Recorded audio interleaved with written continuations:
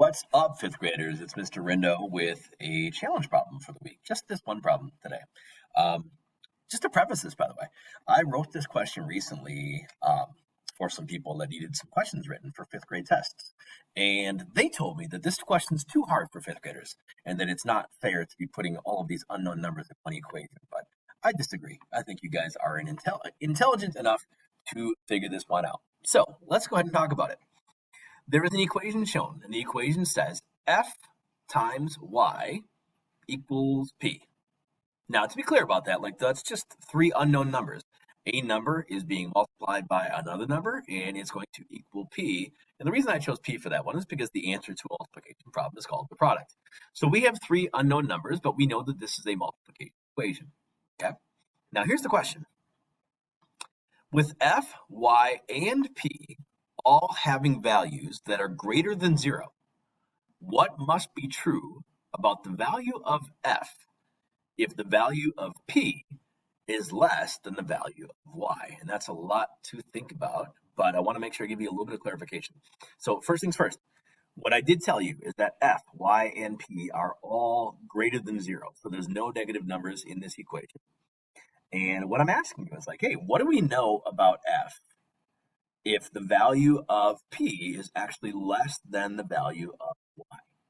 So feel free to pause the video and think about this for a little. By the way, let me be clear about something. You can't solve for this. You cannot figure out what f is or what y is or what p is. There's no way to do that. At the same time, with the information I've given you, you should be able to describe something about f that you know. So go ahead, give it a shot. And when you are ready, let's go ahead and let's talk about this video. Okay? All right, here we go. So for this problem, guys, I want to go ahead and dig a little bit deeper because what's really happening here, what they are telling you, is that the answer to this problem is less than one of the factors. Okay? So they're telling you that p right here is going to be smaller than y. And if this was fourth grade, you probably would have been like freaking out because like, no, when you multiply, the answer's got to be bigger. It doesn't have to be bigger. Most of the time it is, because most of the time we are adding numbers over and over and over and over. But in this situation, there's really only one way that a product can be smaller than one of the factors. Okay. And it's something you have talked about before.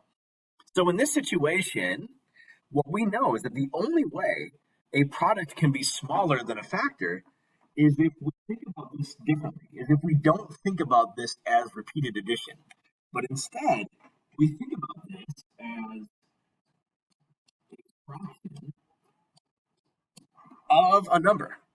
So in this situation, if we think about this equation as a fraction of y, then the answer will have to be less than y.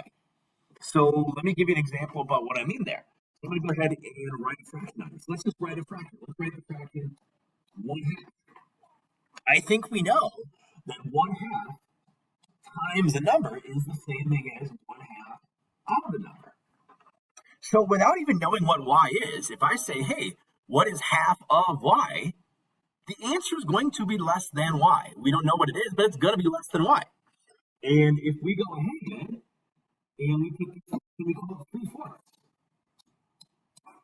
If we say, hey, we're going to multiply 3/4 times y, that means we are finding 3/4 of y. And again, the product, or p, would have to be less than y. If we're finding a fraction of y, then the answer is less than y. There's just one exception to that. If I write a fraction like this, if I write a fraction like that, 5/4, okay? In this situation, what do we know about 5/4? We know that 5/4 is improper, which means it's actually more than one whole. And we know that if we multiply just 1 times y, that the answer would be y itself. But if we are multiplying y by a number that is more than 1, then that means that the product would actually increase, and then p would actually be a little bit greater than y. So in this situation, now that I've pointed this out, we should be able to describe very clearly what we know about f. Okay, if p is less than y, that means that f has to be a fraction, but not just any fraction, a fraction that is less than